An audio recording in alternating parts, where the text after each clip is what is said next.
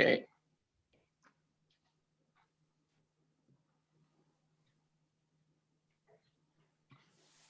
Yeah, so we're live. Awesome. Thank you so much. Welcome to this webinar series. I'd like to appreciate everyone that is able to make it to this presentation. I'll just give a brief introduction about Beacon Nigeria, our group, what we do, who we are, how we got founded, and what we do out there. So Beacon Nigeria was founded in 2017 by millennial Nigerians. We call ourselves millennials, and we range from people from economics, though many of us have science background, but we do range from people that have transitioned into doing economics to business and to politics, and I mean so many other areas of endeavors. Before I go on with my talk, I'll be your moderator. My name is Dapo Awolayo. I'm one of the volunteers at Become Nigeria, one of the co-founders at Become Nigeria. Just some bookkeeping items. Please, if you are just joining us, kindly mute yourself. If you're not muted, our guys behind the scene would mute your mic. And again, I mean, it would be lovely to have some coffee or tea to work with there, because we are not all together. We are. This is a virtual meeting, so help yourself with some tea or coffee. Moving on. So our mission as Beacon Nigeria is to recognize high school student achievement, inspire them for creativity and innovation, and generate interest so that they could be well-rounded and self-motivated.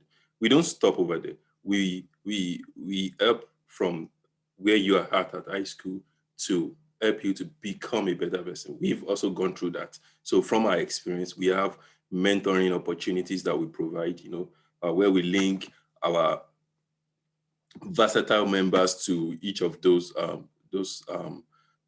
group of people where, and we do know that in this modern age, people tend to have many mentors, right? So there are a lot of ideas out there, but again, we want you to drive that mentorship, interact with our mentors, ask them any question. They are really open. And these are people that have gone through life. They've experienced so many things that you might be experiencing right now. So they could, give you some tips that would be really helpful. So aside our mentorship program, we also have the awards that we give. The awards that we give in monetary value, but those monetary value can come in form of, we sponsoring you for events, we sponsoring you for some programs, some trainings, especially in this modern age that people are really tending to go into, computer science, data science, machine learning, artificial intelligence. So the monetary support that we provide can go into some of those things, or help you to pay some of your exam fees and the likes. There are so many things that that we do hope to help with. And again, our mission don't stop there. Like I said, we are here to help you transition from where you are at that high school level, where you're just venturing into the world, to making you a better person. We've gone through that stage, and we want you to stand on the shoulders of giants. People that are in different organizations, different countries in the world, running different organization as well. So again, you can go to our website, beaconnigeria.org. Sorry, beaconnigeria.org, and you find more information about us. Our application for 2020-2021 application year for high school students will be open soon, and we'll pass that message across. So you can share it with your friends. You can share it with people that that would, that you would highly recommend for our scholarship program. Just to give you again some background of the volunteers that we have at Beacon Nigeria. These are the group of volunteers, amazing people to work with, by the way.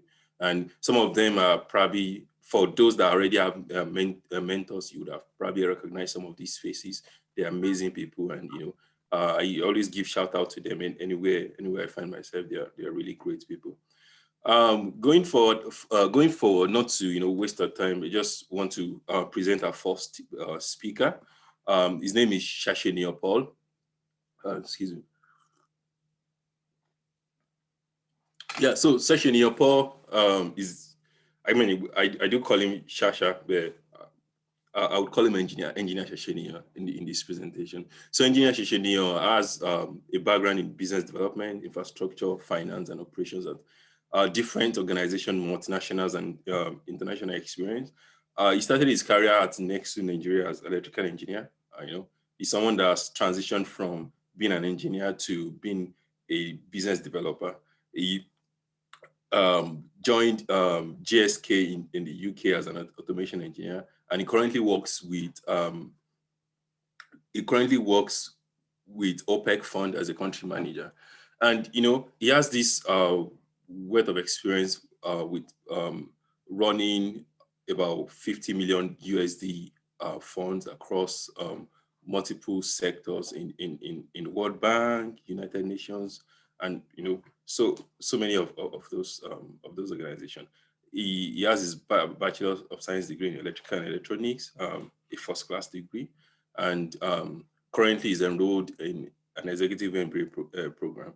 So please join me to welcome Engineer Shasheni to give his talk. Shasha, up to you. Thank you very much, Dapo, for that amazing introduction. Thank you so much.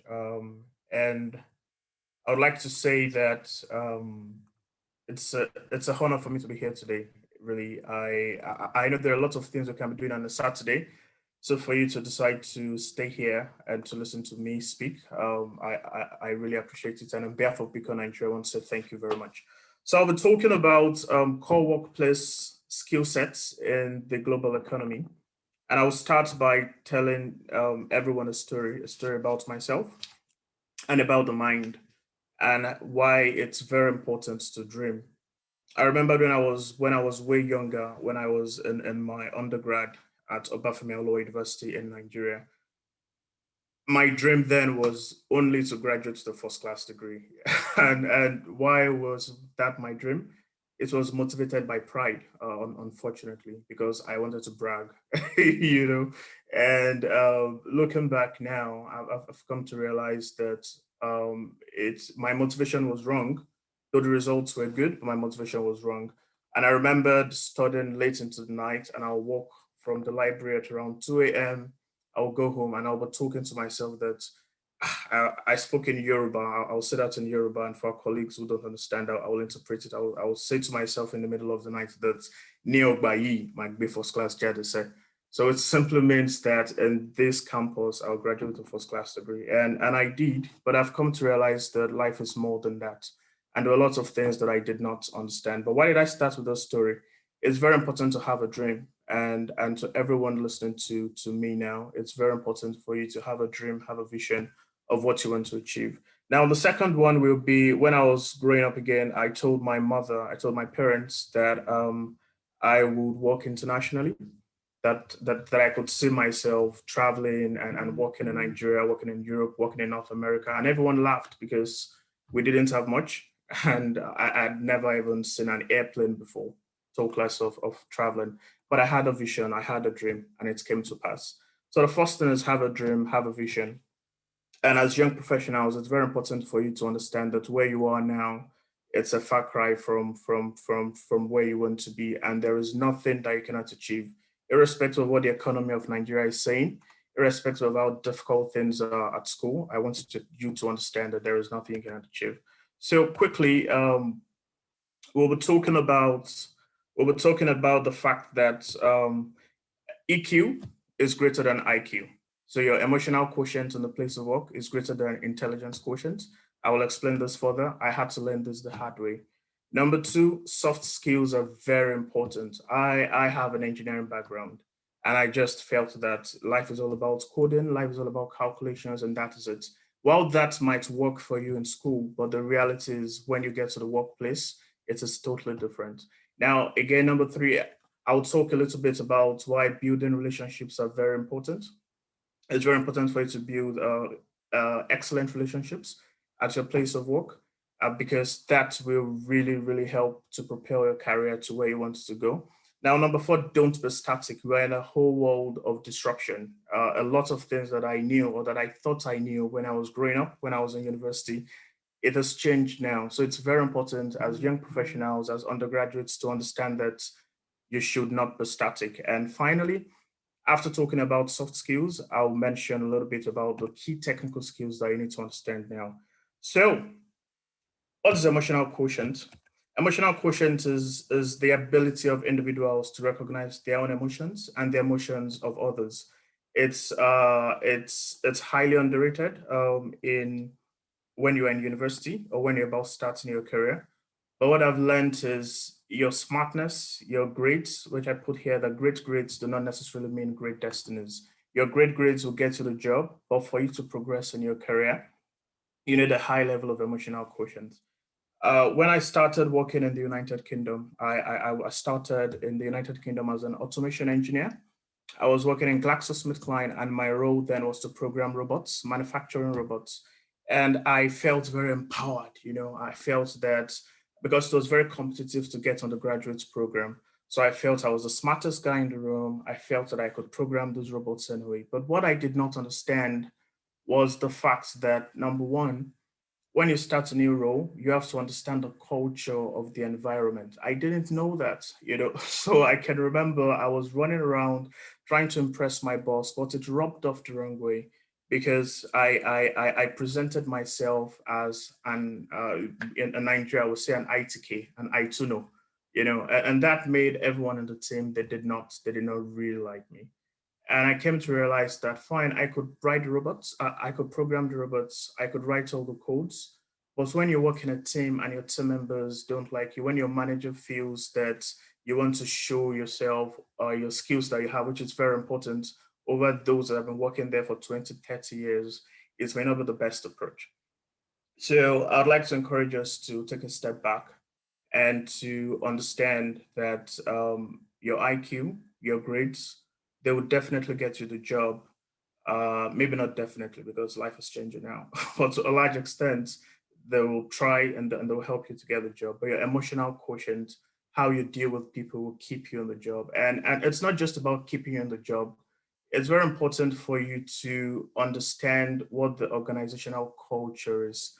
That's something that I've come to realize it's very important. There are some places that you work in where the culture is very fast, very steady, you rise very fast. If you work in consulting, for instance, or if you work with one of the big four like PwC and co, yeah, you have to rise very fast. But there are some, like if you work in a classical engineering field, where you have to understand the culture. And the culture is a bit slow and steady, and that takes time. So the wrap up is great grades are very good. And by all means, if you can graduate to a first class degree rather than a 2-1, please do that. If you can graduate to 2-1 rather than a second class or please do that. But more importantly, you have to understand that your emotional quotient is very, very important.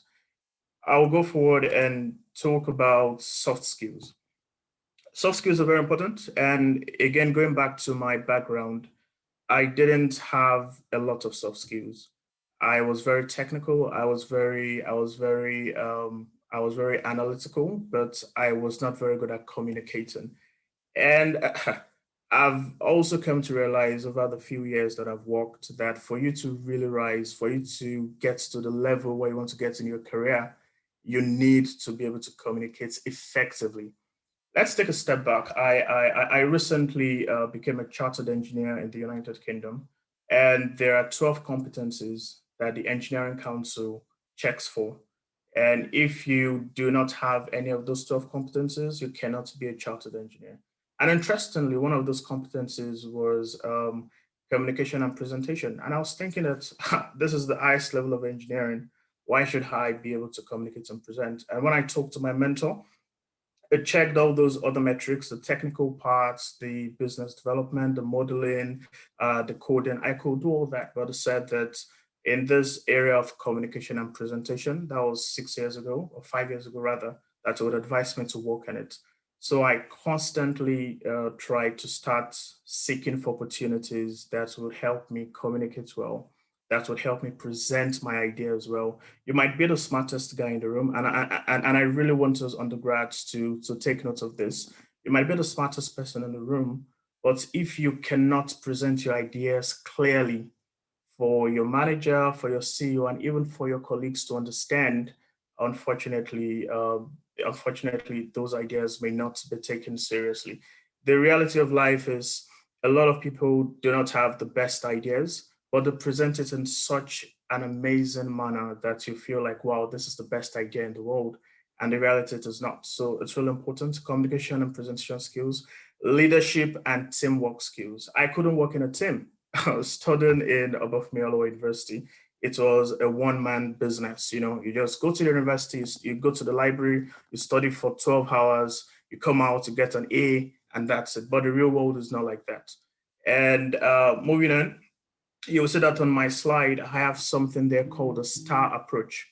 And it means situation, task, approach, results. Now, why that is there is for most interviews that you would be going for as undergrads and as early career professionals, the kind of questions that human resources would ask you, the questions are give us an example of when you worked in a team to achieve something. That's number one. Number two, we give us an example of when you faced a problem and you were able to resolve the problem. That's number two. Number three, we give us an example of when you worked on a team and when there was conflicts there. Now, you have to tell stories in your interview. And for you to do that, you need to understand the STAR approach. For guys that will be applying to Shell and ExxonMobil, they call it the CAR approach, context, action, results. But you can think of context as a combination of situation and task. Now, for you to do that, I will ask a simple question and I'll respond in a way that it should sound an interview. So for example, if I'm sitting in front of the interviewer and I've been told I've worked very hard, I've done the SHL tests, I've done the quantitative tests, you know, the final thing is the competency-based interview. And this is an example for my ExxonMobil. I got an ExxonMobil scholarship for my master's in the UK, and this one an example of the question. That gave us an example of when you worked with a team to achieve something significant. Now, I wanted to tell them that I worked at a team in my undergrad, and we were able to create a new technical model in control engineering. So the situation S is I explained the situation that when I was working on my thesis, I had a problem statement, and the goal was for me to achieve reduce costs and model a new way in control engineering. And the task was also that. Now, what was the approach? Then I will go into details on how the approach went. That I talked with a team of 3 people, we collected data, we analyzed the data, we started coding, we used an agile management approach, and blah, blah, blah. And then the result was this. So it's very important for us all to understand the STAR approach if you're approaching questions and interviews, and also work, it helps you a lot. So remember the framework, STAR. Now, what can help you in your communication skills? What can help you in your leadership skills? What can help you in your teamwork skills? You have to volunteer a lot. We have a culture in Nigeria, which I'm not sure if that culture is still there. But when I was studying in the country, we don't volunteer a lot. If they're not going to pay us, why should I work for you? Makes sense. But I was lucky enough, or better still, someone told me, a mentor told me at a point that I should try to volunteer. So I volunteered for an NGO that was set up by the United States consulate in Nigeria. And what we were doing was just to work with teams and to stimulate the interest of young girls in Nigeria in education.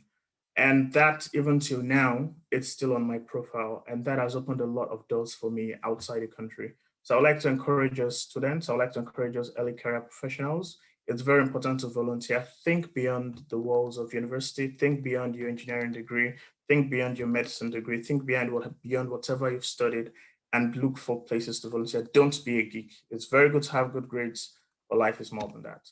Now, what are the top 10 soft skills? I'll quickly run through this. This was based on research by Harvard Business School. The top 10 soft skills that are really important in the workplace. Communication, I've talked about it. You have to be self-motivated. You have to volunteer to be a leader. You need to have a sense of responsibility. Teamwork is very important. Problem skills are very important. Decisiveness, ability to work under pressure, flexibility, and also negotiation and conflict resolution. Now, building relationships are very key to career growth. I really wish that this is not true, but that's the reality. If you cannot build relationships, you may not be able to move in your career. So I have a game for us, and I'll give us just 2 minutes. Now, you have a system of gears on the screen, correct? Now, apart from the gear that is called you and the gear that is called your goal, which one of these other gears is the most important? So the question is, which of these gears, it's very simple, it's not a true question. Which of these gear drives that you can see on the screen will link you to your goal? You can type it in the chat. I'll give us 1 minute to think about it. Which of these gears on the screen will link you from you to your goal? Anyone that has an answer, just put it in the chat box. Which of those gears will link you to your goal?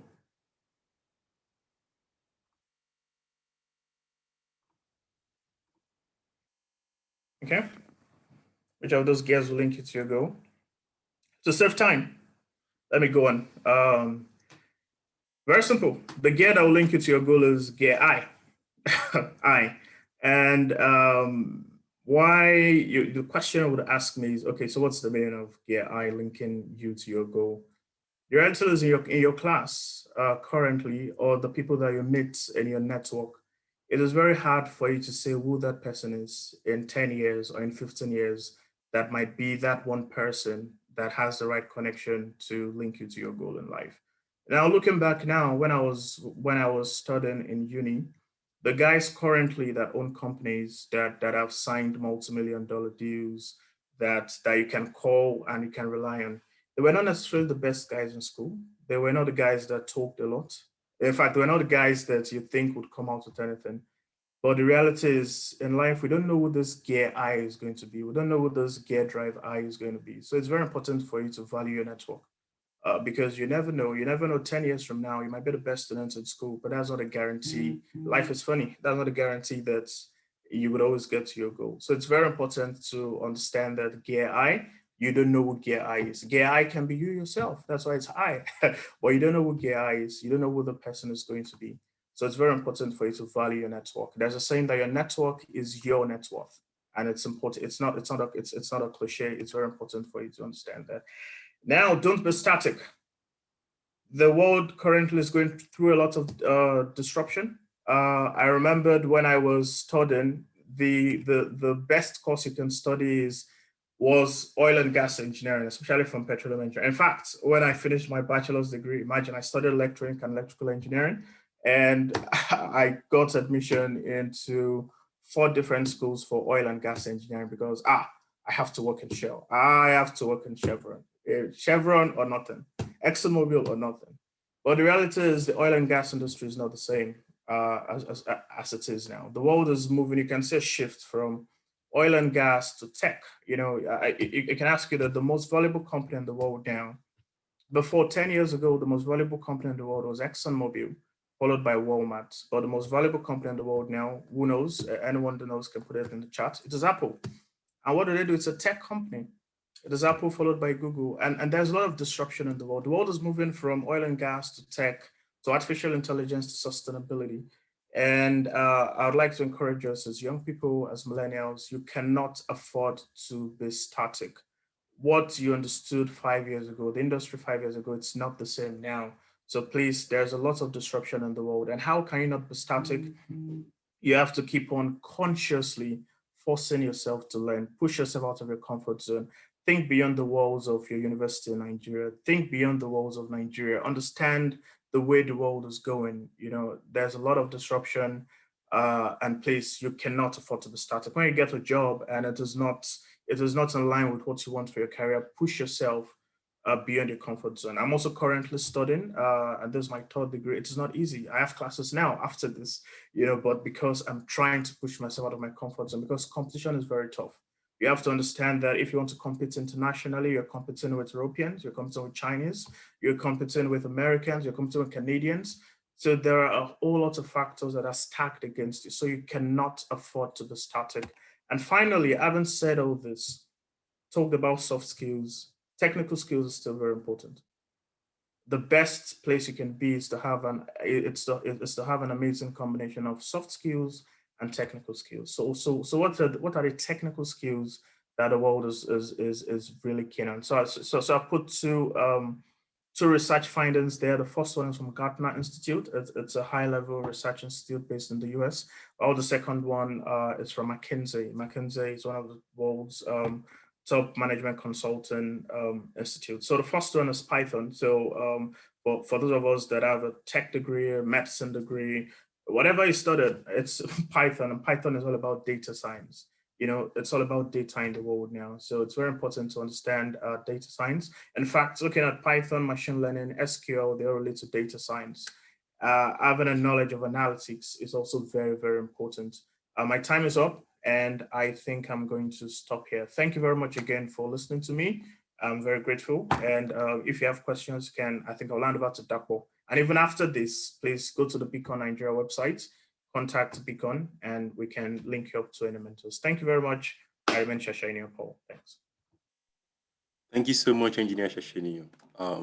Thank you for the awesome and great presentation. So now we open the floor to questions. If you have any question for Engineer Shashini, I'll look through the chat. But if you have any question, you could unmute yourself or just signify so we can unmute you. Or if you are shy to talk, you can just drop the question in the chat. Okay, Jalil, you can go ahead, please.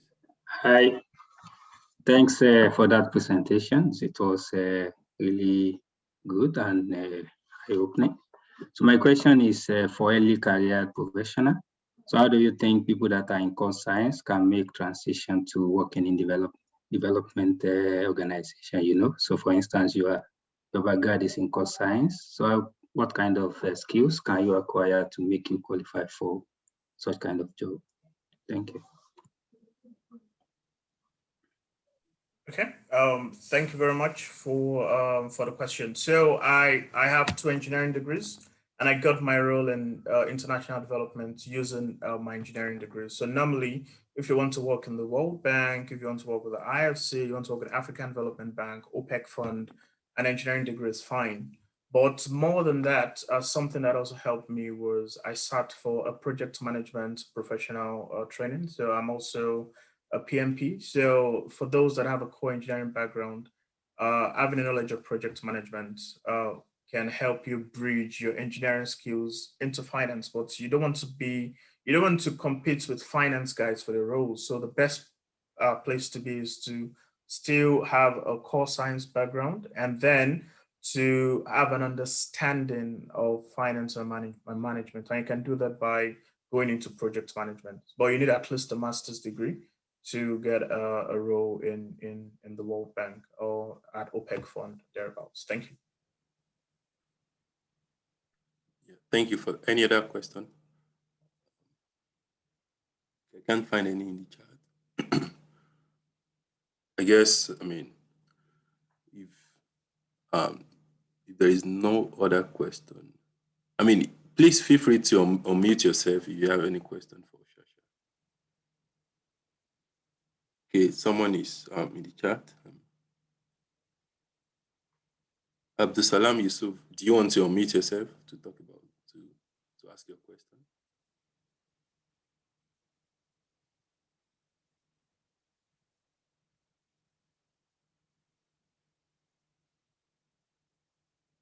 Okay.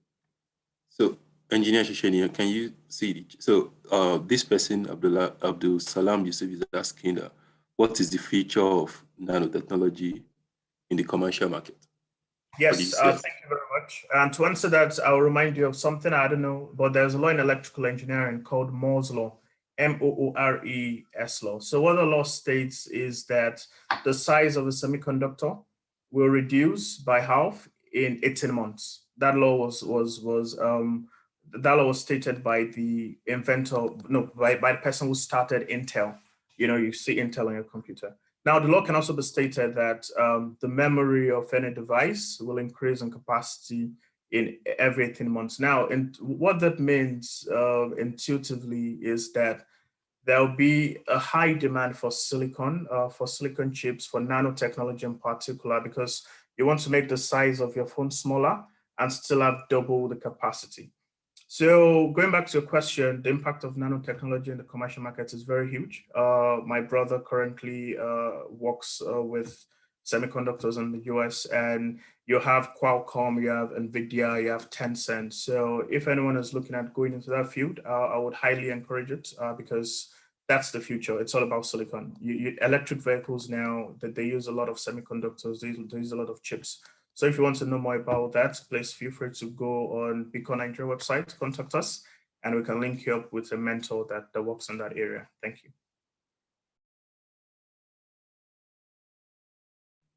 Awesome. Thank you so much, Engineer Hashini. Again, Engineer Hashini, we want to appreciate you for your time, to prepare this wonderful presentation and to be able to deliver it in a very subtle way and something enjoyable as well. Thank you very much. Also, I'm also a professional, and I picked one or two things, from your presentation that I'll be able to apply going forward. We'd just like us to take some minutes break, say 2 to 3 minutes break before we transition from, the soft skills talk by Engineer Shashenia to critical analytical thinking by Dr. Salami. So you can just stretch your leg, anything you want to do in the next 2 minutes, we'll just take that break. Thank you.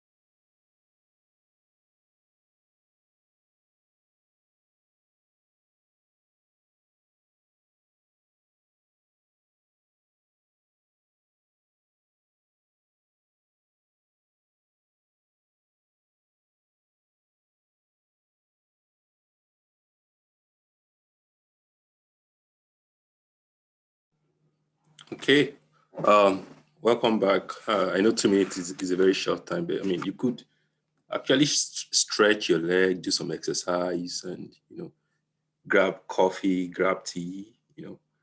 So again, I want to appreciate Engineer Shashenio for that wonderful presentation.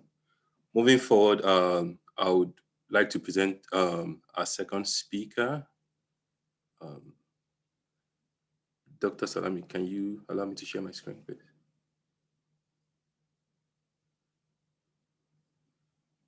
Okay, I think I got it. Okay, so I'd like to introduce Dr. Salami. Just like Engineer Shasheni, we went to the same high school together. But myself and Dr. Salami, we went to the same university together, and you can say he's a very proficient scientist in anything agricultural. He's very vast. But majorly animal nutrition, gut microbiology, food science, and environmental sustainability. His work with different research and corporate organization, helping them to develop their research portfolio. He currently works as a research fellow for Tech Incorporated in the UK, which is a leading agricultural biotechnology company. Dr. Salami had a double PhD degree in agricultural transformation from University of Catania in Italy, as well as University College in Cook Island. Before that, he also had a first-class degree honors. Yeah, the two of our speakers are first-class degree honors from Nigeria. So, and as well as a double master's degree from Wageningen University in Netherlands. I'm proud to say, in 2018, he became the only African, and I think to date, to ever receive the global award of Altec Young Scientist, in agricultural science. And recently, he's also been appointed by the United Nations Food and Agricultural Organization as a member of the Technical Advisory Group on Methane for Livestock Environmental Assessment and Performance Partnership. So please join me to welcome Dr. Salami as he gives his wonderful presentation.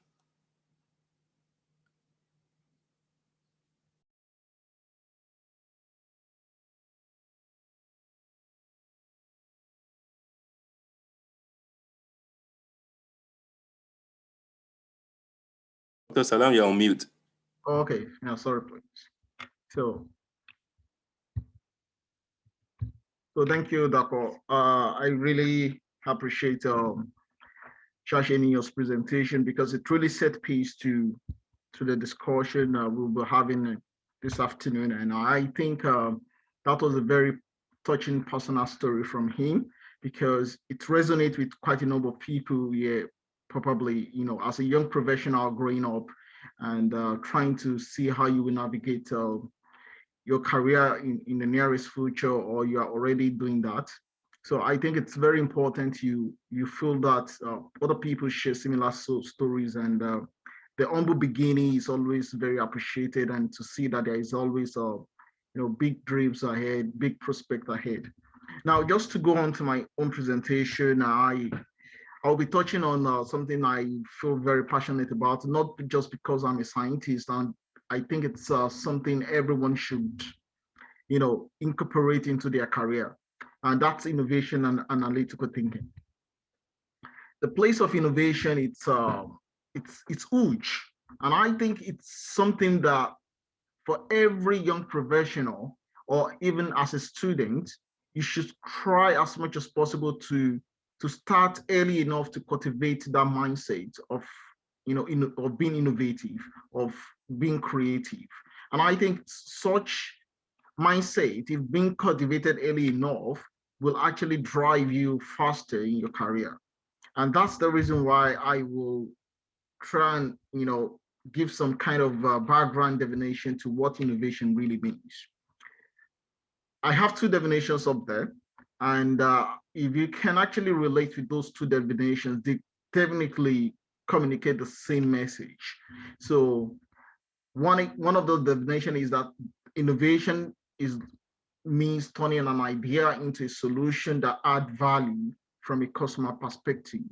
And the other one is also saying something similar, even though they are two different, they are from two different organizations.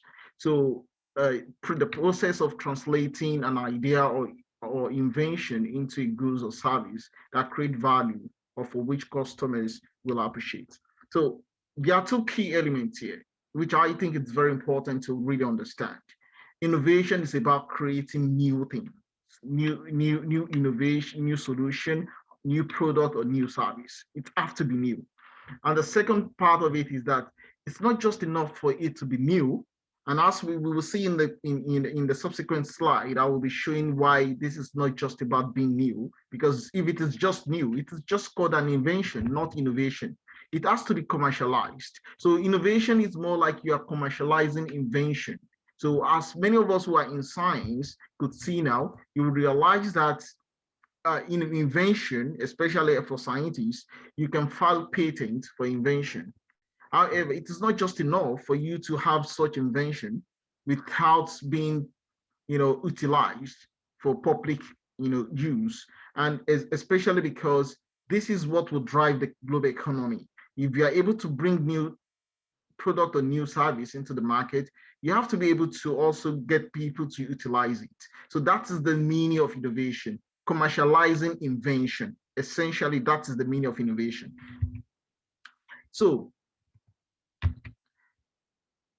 as I've said, innovation leads to new solutions, new products, new services, and for business or customer needs. So, and anything you create that is very new or that is a new solution or product, and if it cannot find a use for it in the public space or in a business, or it does not meet customers, clients' needs, it's useless. It's not called innovation. It only sits within that portfolio called invention. So it has to be something practical, something that could actually be brought to life, something that could be used to meet some essential business need or to satisfy customer needs. This is what will make people to demand for it. So it comes back to the law of demand and supply. So that demand on the other side. So where some people really want something, you have to create something that meets their need. That is called innovation.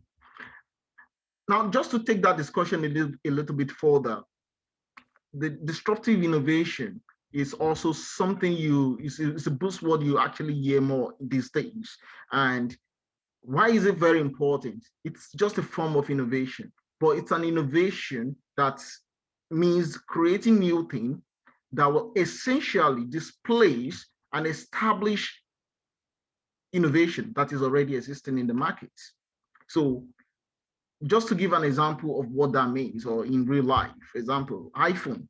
So, you have smartphones, and if I will give an option to use a Samsung, the latest Samsung or the latest UI, smartphone, and I give you an option to use, iPhone 12, in most cases, people will pick iPhone 12.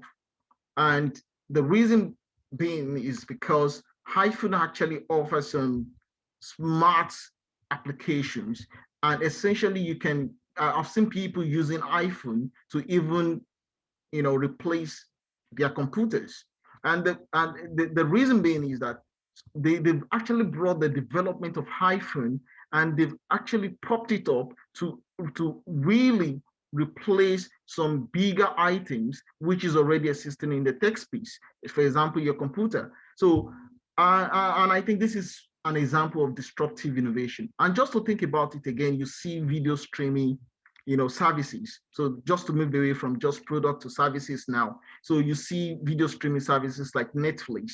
And what that means is that they've brought in a different way by which people could view. So gone are the days where you have to go to the mall to pick up, a DVD. And in fact, also the YouTube is being disrupted by the existence of video streaming services like Netflix. So those are disruptive innovation. It's I would describe that as a higher form of innovation, where you can actually bring in new product or services and displace existing innovation in that is already existing in the market. This is what will actually move the world. So it's actually an innovation that will create new opportunities for companies, and this is the kind of mentality new companies or companies around the world wants to see new employees cultivating in their business. So I have to sound a note of warning here that innovation is not limited to scientific research, because oftentimes I see people, having that misconception that innovation is it should be left to scientists. No, innovation is actually a complex ecosystem. And when you see innovation, you look at all the dimensions surrounding innovation, you could see that it relates to science, research, which is true. And also it relates to, business concept, or even to creativity, to finance, to knowledge, to customer. It's a whole lot of ecosystem. And the way you should see innovation is that it involves everyone. So whether you are a scientist or you're a business developer or you are a tech guy, you should see innovation as something you should cultivate. And it's because you have a place in innovation in one way or the other. So how do we have a place in innovation? So I have actually tried to demystify the evolution of creativity to innovation, because I think many people will be thinking by now, what's the difference between creativity and innovation? If I'm creative, am I also innovative? Yes, I think it's true. You are also innovative when you're creative, but it's just a process which actually evolved. So while creativity is just a generation of new ideas, and once you are able to develop or generate the ideas, you should be able to translate those ideas into new concepts or new solutions. And that is where it comes down to invention. So it is not just enough, as I've said earlier, to just stay at the point of invention. Innovation now means transformation of that new concept or solution into commercial sources or useful application. So you could see the link between creativity, invention, and innovation. They are three-step process that cannot be missed. And in fact, when you look at the global world now, as the Boston Consulting Group actually presented in their review last year, creativity and innovation are the #1 strategic priorities for organizations globally. So every organization actually puts in creativity and innovation as their #1, priority. And the reason being is that because innovation is crucial to their continuing sources in business. It's very simple. So if you are not innovative as a company, then your business will die, because the global economy is evolving. Demand from customers or clients are actually evolving and changing dynamically. You also have to change with those demands. And that means you have to bring new solutions that will meet their new expectations and new needs in the market. And essentially, that is because you have to continue to stay in business. This is essentially why innovation is crucial to every organization. So looking at the list of the most innovative companies in the world, and I think it comes back to what Shasha said the other time when he was asking, the #1 company in the world in terms of, commercial sources. And again, in my list here, you could see the same organization he mentioned, which is Apple. So that's the most innovative company in the world right now, according to the review done last year. And what is quite interesting on that list is what Sasha has actually mentioned. That list is actually dominated by tech companies, science and tech companies. And in fact, what is also very interesting for me, as someone coming from from an agricultural background, is that there is actually a number of companies in the consumer goods sector that featured on that list. The likes of Walmart is there, Unilever is there, Coca-Cola is there, and you see Costco is also there.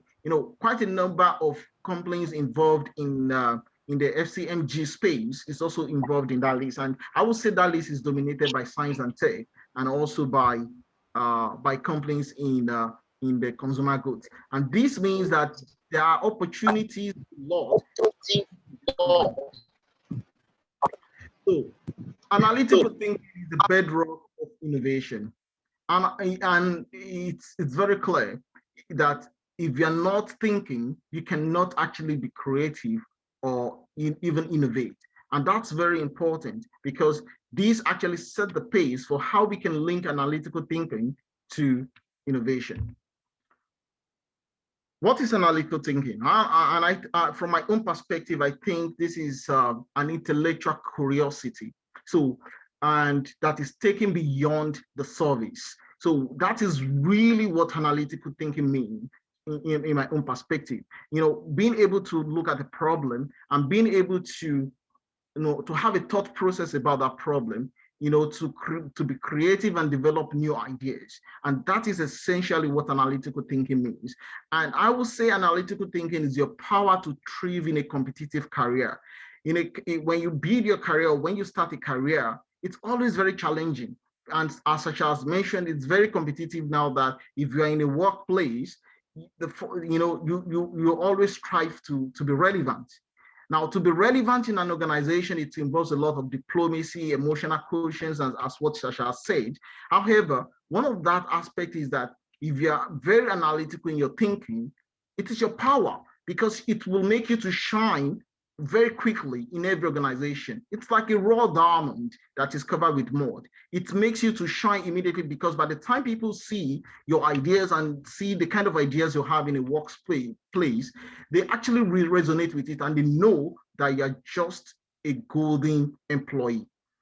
So that is why you have to be different in the workplace. And in fact, I think analytical thinking will make you to be different in the workplace, because essentially very few people are actually innovative.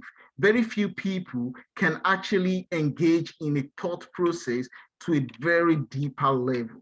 And it makes you to be an outstanding employee, or to even set a career that will make you go far. And for us to really understand the place of analytical thinking, I've actually, put up some of the quotes from, popular people like Albert Einstein and Travis Kalanick. And I think looking at those quotes will really resonate with everyone. Now, one of that from Albert Einstein is, we cannot solve our problems with the same thinking we used when we created them. It means that we need a deeper level, a very different level of thinking to solve problems. And one other quote I really find interesting is that from Albert Einstein is, if I had an hour to solve a problem, I do spend 55 minutes thinking about the problem and 55 minutes thinking about the solution. So that means the thought process of, thinking about the problem is so essential that you have to really get into it before you can actually think about solutions. And that is the place of analytical thinking. It occupies more than 90% of the process of innovation. So how do you develop a super brain? Because I think for someone to be analytical, it means you have a super brain, a brain that can connect different dots together to create a new solution, to create a new idea.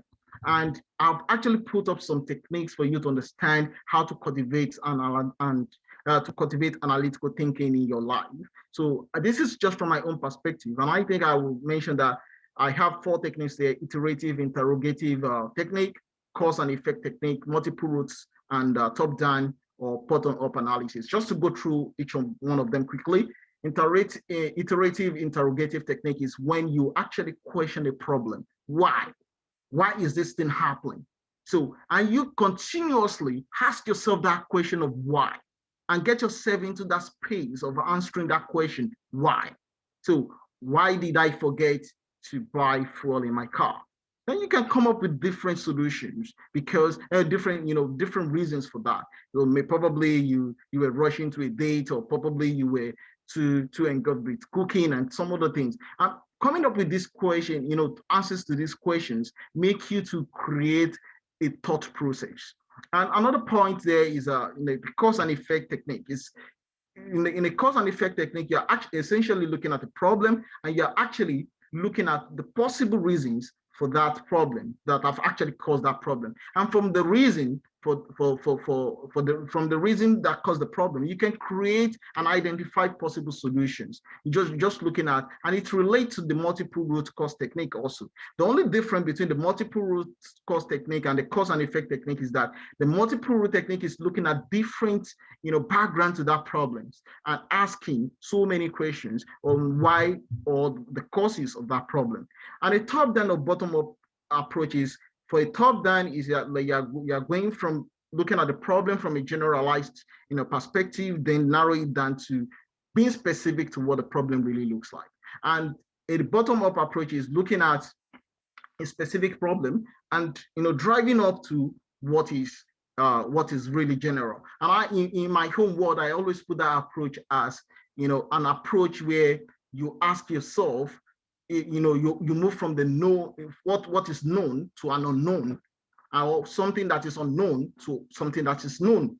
So it's very, very imperative for us to understand that for every problem, there are certain things So it's like yourself trying to find a solution to cancer, and what cancer means, that this is an inflammation of the cells. So and asking or narrowing it down to, okay, what type of cancers are we dealing with?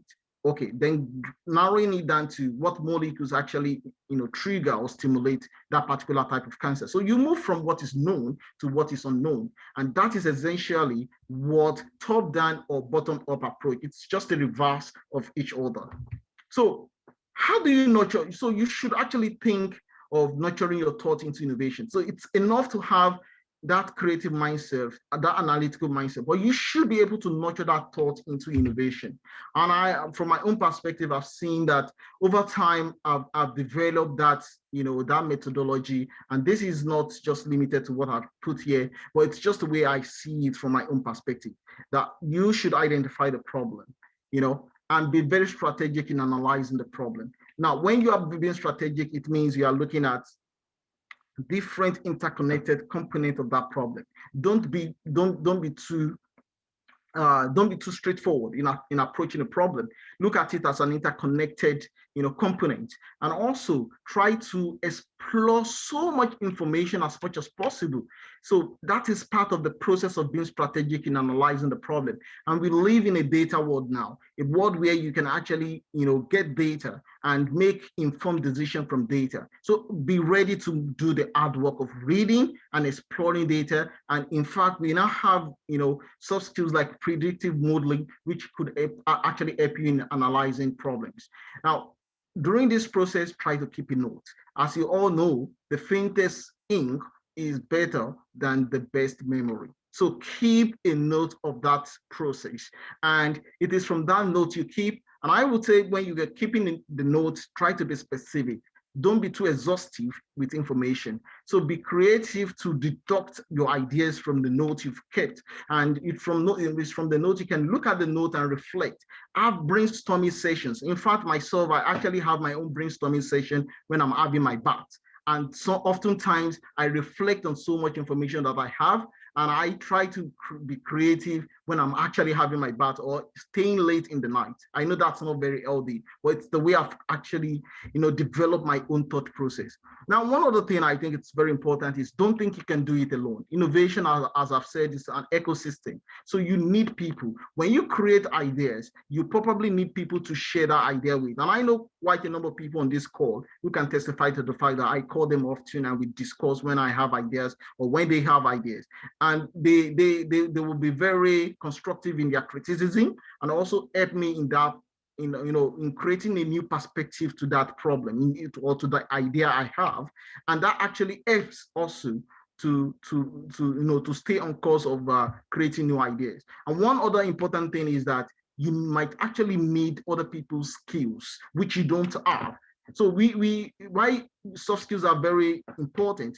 You have to admit that you cannot have all the soft skills. So you need other people to help you with their own skills in actually turning the ideas into user-focused solutions. And this is the process of invention. So, and now bringing those solutions into reality is what is called innovation. And this is the step from which you can take your thought process from analytical thinking, to innovation.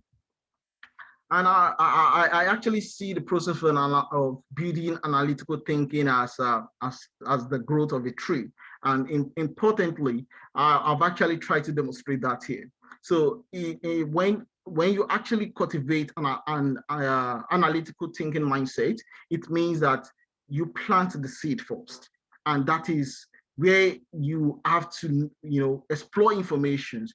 And I always recommend interdisciplinary knowledge. If you are a medical scientist or you're an engineer, try to read read knowledge or actually study knowledge from other disciplines. So like agriculture. So you might actually, get inspiration from other discipline to solve problem in your own discipline. I've seen this happening most often. And this is where you get so much inspiration of what you can actually gain from other disciplines. So don't be too limited, and also practice. So now you move to that product of growth. So you learn from your mistake, diverse experiences, and enjoy the journey. So you will actually make mistakes. That's normal. We all make mistakes, but learn from those mistakes and enjoy the experience. So at some point in the process, you will gain confidence in developing your style of thought process. And that is very important. So when you are in a board meeting, be confident enough to share your ideas. And that is how you showcase your strengths to your colleagues at work, and be very humble with it, please. So, and finally, in the process, you become a master in analytical thinking. it becomes so easy for you. It becomes so natural, so that in fact, looking at the problem within a couple of hours or days, you can actually come up with brilliant solutions to problems. And that is where you get to a master stage. I know many of us are striving through this process now, but I would encourage you that it is very important that even when you get to the mastery stage, don't stop, keep going. So resilience is very important. So, and in fact, you need it to actually navigate through your career. So and overall, just to recap on my message, that is why I think innovation is a journey. It's a journey through your career, as it is for the existence of a company. So you have to also ensure that you have the compass to navigate that process of being innovative in your career. And that is analytical thinking. That is your compass. You have to really sharpen it, and you have to really make use of it as you navigate your career. So finally, I would like to say a big thank you to everyone who has actually, stay on course, find time to attend our presentation. And I'm Said Salami again, and I will be very happy to welcome discussions on your thought process or even other mentorship or personal discussions. And one final message for every one of you here: put your brain to work and you will be on a journey to innovation. Thank you. Awesome. Thank you, Dr. Salami, for that wonderful presentation. It was energy intensive, fast-tracked. I'm very sure so many of us would have probably after now would need time to sink in those wonderful thoughts and ideas. So if you have any question, please, can you put them in the chat or raise your hand for Dr. Salami, please?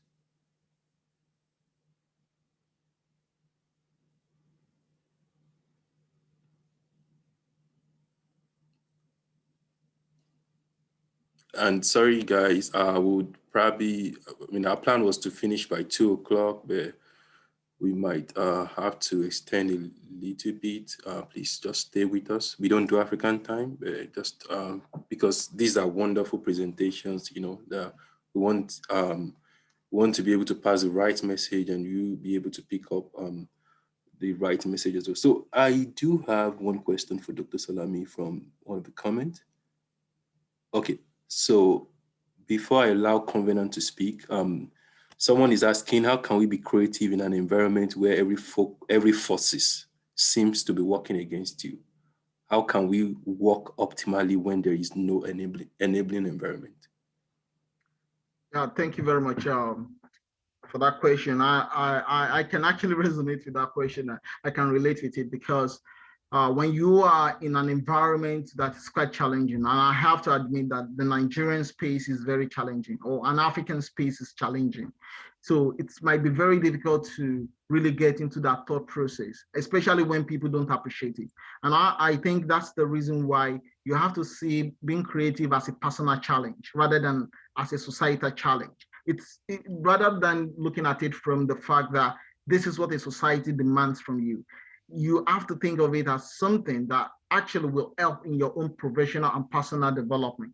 And as I've mentioned, I've shown companies that are innovative. Now, you can actually also help starting your own business, being an entrepreneur, being an entrepreneur or being a startup.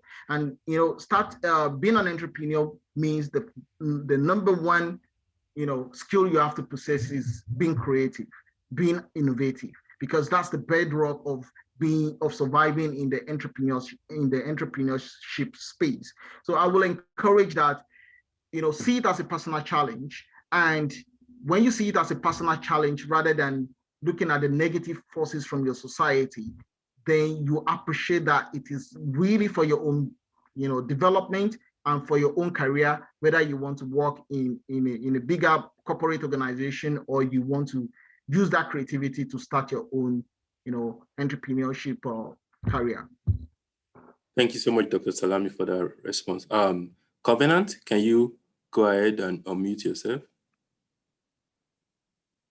Yeah, thank you so much. Can you hear me, sir?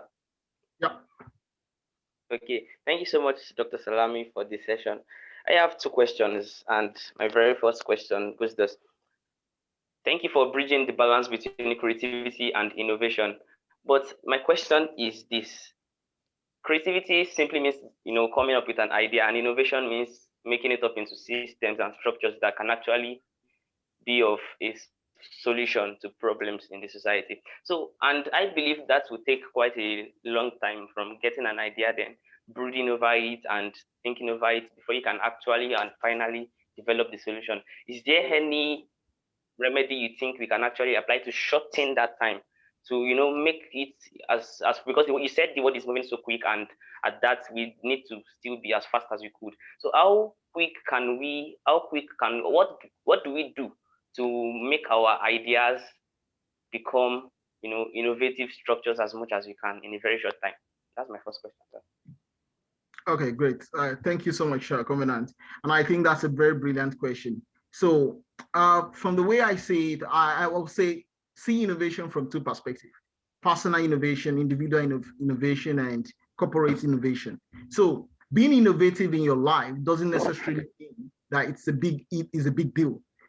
For example, you run a car and you need to fix something in your car, and probably the material is not available. So you can be innovative to create, an alternative. So that's innovative at a personal level. And in fact, some of these personal innovations might be very tremendous. They might actually solve problems that have been troubling you for quite a number of time, or even troubling many people in the society. So it doesn't necessarily mean that innovation is something that have to be huge. You might be surprised how simple innovations will have tremendous impact.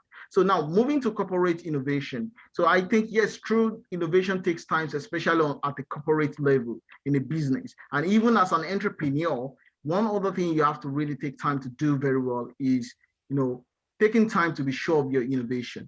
So there is no shortcut to it, to be honest. And I think that's the answer you probably don't want to hear, but there is no shortcut to it because you're bound for failure. So, but the only thing is just that the more you get, help from teamwork, the better for you in shaping that process quite quickly from creativity, or from creativity to innovation, to invention, to innovation. So you need people, you need to collaborate. And I think that actually speed up innovation.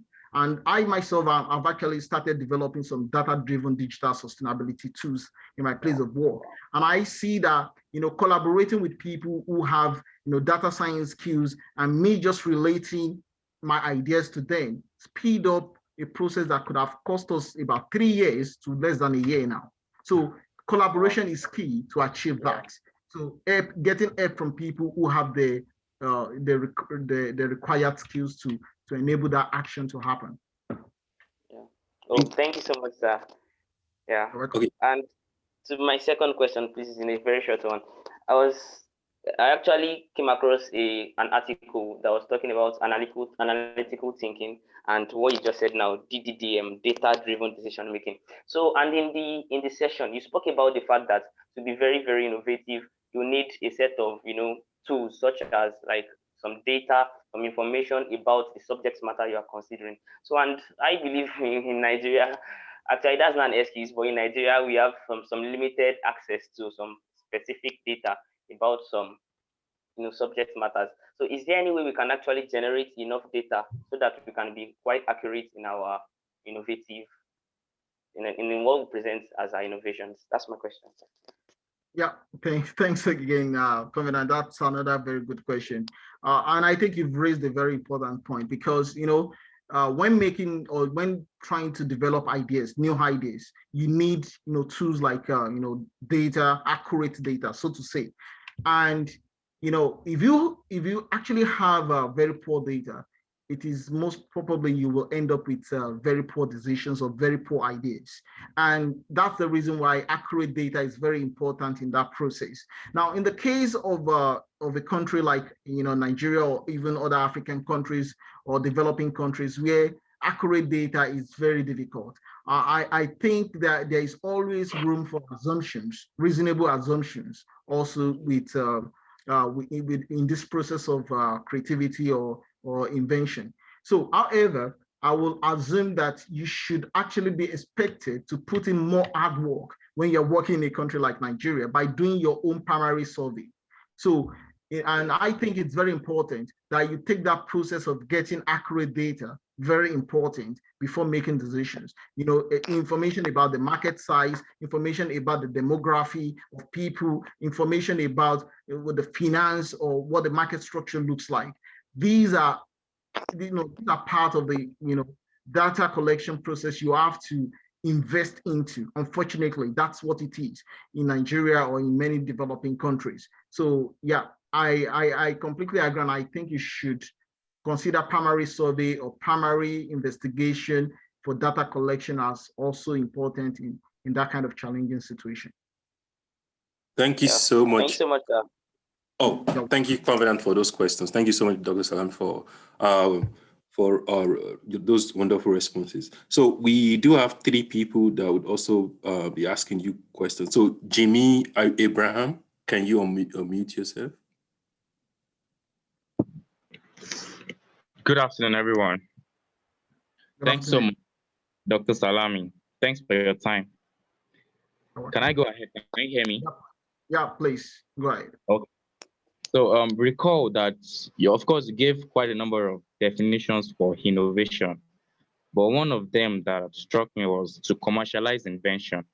Okay. Yeah. So in that case, it's for me, I think it has to do with more of maybe market value, or you're attaching a particular price to the innovation that you just came up with. Of course, innovations are in different sizes. You have big solutions, you have say small solutions, depending on the value you're offering. So my question is, when you come up with innovations like that, with whatever size it is, how best can someone measure the value, so that if you have to commercialize it, you have to put a price on it, you would know you'll be on a safer side on the price you're attaching to it. Do you get me, sir? Yeah, I really get it.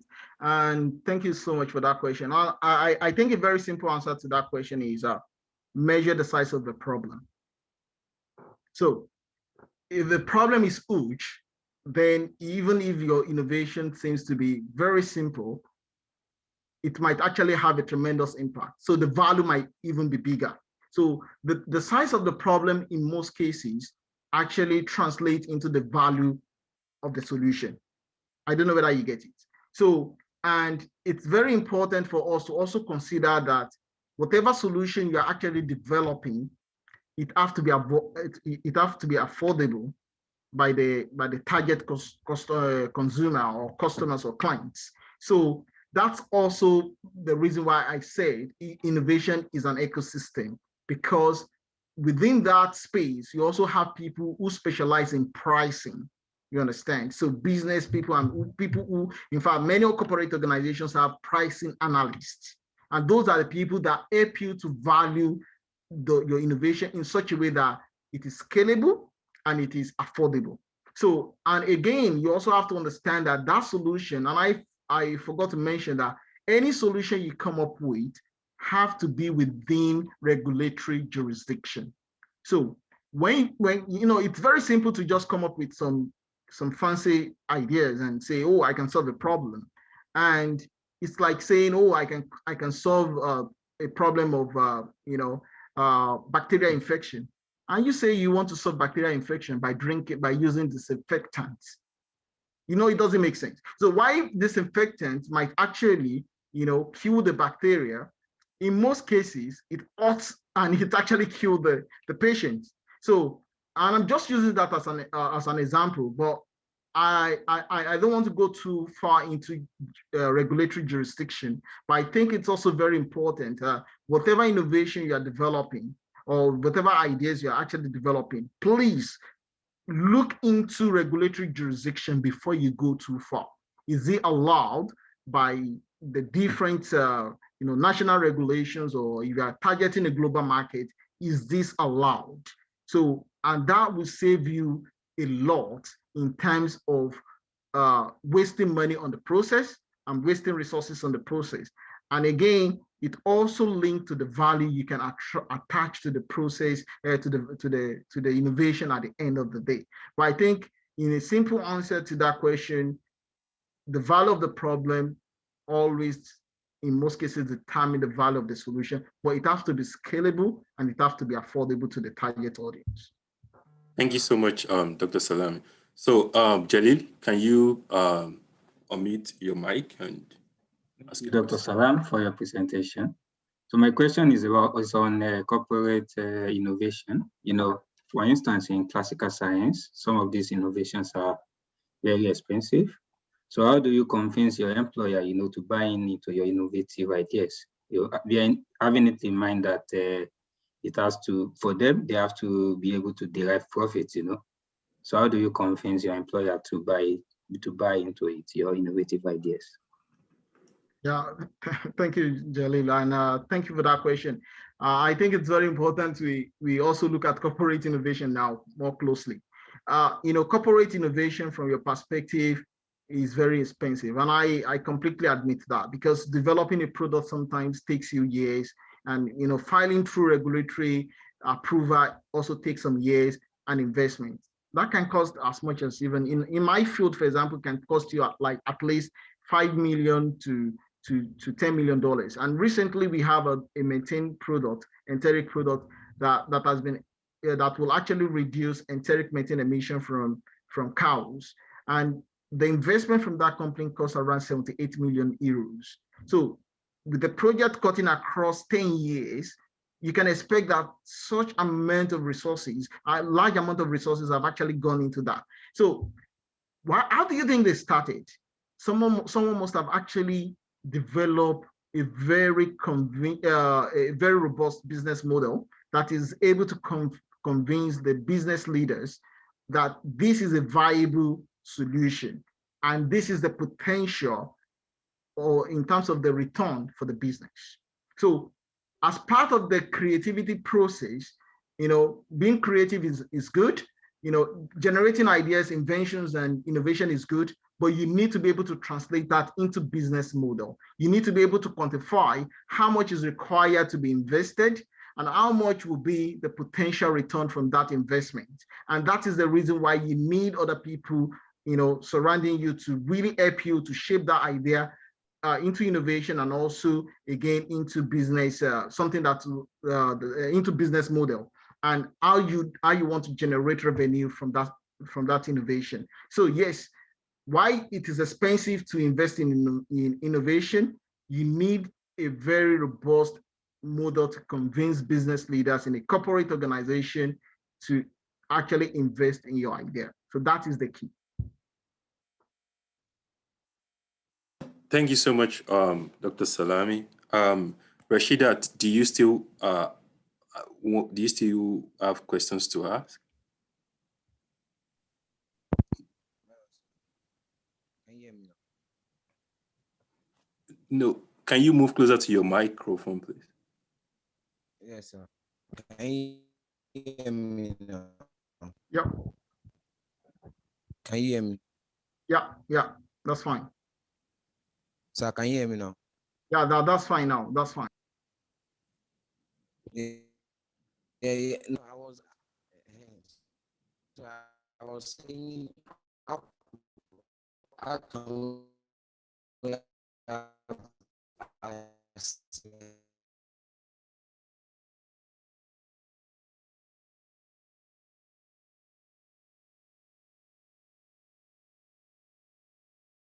Dr. Salam, you're on mute. Sorry. So yeah, can you type the question in the chat, please? I think we lost you.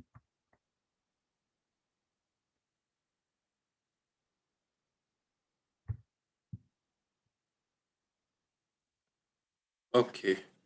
So, I mean, our time is well spent. I'd say if you have any question, please direct your question to info@beaconnigeria.org. So we have people to be able to provide you responses regarding any question that you might have for either the speaker or any of our volunteers at Beacon Nigeria. Like I presented earlier, we have a bunch of us that are volunteers at Beacon Nigeria. We we are looking for more volunteers. If you're out there, you're passionate about youth, passionate about young professionals, you want to pay it forward. You want to, so if you're out there and you're looking at places, Engineer Shashini, mentioned about volunteering. So this is also an opportunity for you to pay it forward, to pay it back to the society, and have some values, volunteer values added to your resume. This old talk series, this is our first talk series, and we hope to be able to have subsequent talk series. And we have your email. We invite you guys to be able, and we do hope that you enjoy this talk series. So there is already a poll on your screen right now. We would appreciate if you can fill the polls. It's for our feedback. We want to have those surveys to be able to see how we can improve our